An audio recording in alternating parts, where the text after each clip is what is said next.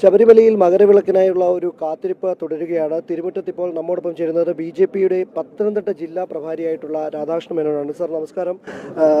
ഇവിടേക്ക് തിരുവാഭരണം ചാർത്തിയുള്ള ദീപാരാധന ദർശിക്കുന്നതിനും ഒപ്പം തന്നെ മകരവിളക്ക് കാണുന്നതിനുമായി എത്തിയിരിക്കുകയാണ്. എന്താണ് ഈ ഒരു അവസരത്തിൽ പറയാനുള്ളത്? സ്വാമിശരണം. ശബരിമല മകരവിളക്ക് ദർശനം എന്ന് പറയുന്നത് ജീവിതത്തിലെ അത്യപൂർവമായ ഒരു അനുഭവമാണ്. നമ്മെ സംബന്ധിച്ചിടത്തോളം ഈ ദർശനം ലഭിക്കുന്ന ആളുകൾക്കൊക്കെ അടുത്ത ഒരു വർഷത്തേക്കുള്ള ഒരു ആത്മവിശ്വാസവും അനുഭൂതിയും എല്ലാമായി മാറുന്ന നിമിഷങ്ങളാണ്. അപ്പോൾ തീർച്ചയായിട്ടും തിരുവാഭരണം, പ്രത്യേകിച്ച് തിരുവാഭരണ ചാർത്തുന്ന ഈ ദിനം, കാരണം തിരുവാഭരണം സമാരംഭിക്കുന്ന വേളയിൽ ഞാൻ പന്തളത്തുണ്ടായിരുന്നു.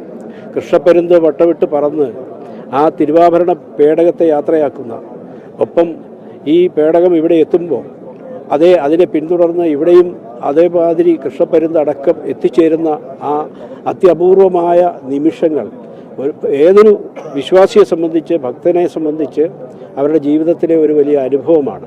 അതുകൊണ്ട് തന്നെ പ്രത്യേകിച്ച് ശബരിമലയിൽ അടുത്ത കാലത്ത് വിശ്വാസികൾ അങ്ങേയറ്റം മനോവേദന ഒട്ടേറെ കാര്യങ്ങളുണ്ടായ ഒരു വേളയിൽ കൂടി ഞാൻ വർഷങ്ങളായി ഈ ഒരു ദിനത്തിൽ എത്തിച്ചേരാൻ പരമാവധി ശ്രമിക്കാറുണ്ട്, ദർശനത്തിൽ പങ്കെടുക്കാറുണ്ട്. അപ്പോൾ ഈ അവസരത്തിൽ ഈ പ്രാവശ്യവും അതിനുള്ള അവസരം കിട്ടിയത് അയ്യപ്പൻ്റെ അനുഗ്രഹം ഒന്നുകൊണ്ട് മാത്രമാണ് എന്ന് വിശ്വസിക്കുന്നു. തീർച്ചയായിട്ടും ഇന്നേ ദിവസം കേരളത്തിലെമ്പാടും വിശ്വാസികൾ വിളക്ക് തെളിച്ചുകൊണ്ടും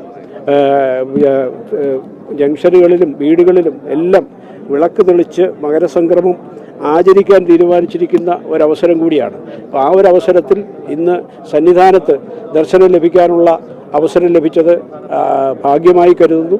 വിശ്വാസികളെ സംബന്ധിച്ചിടത്തോളം അവർക്കെല്ലാവർക്കും അയ്യപ്പൻ്റെ അനുഗ്രഹം ഉണ്ടാകട്ടെ, മകരസംക്രമത്തിൻ്റെ ആശംസകൾ നേരുന്നു. അമൃത TV-യുടെ മുഴുവൻ പ്രേക്ഷകർക്കും ഈ അവസരത്തിൽ ഞാൻ മകരസംക്രമ ആശംസകൾ പ്രത്യേകമായി അർപ്പിക്കുന്നു. നന്ദി.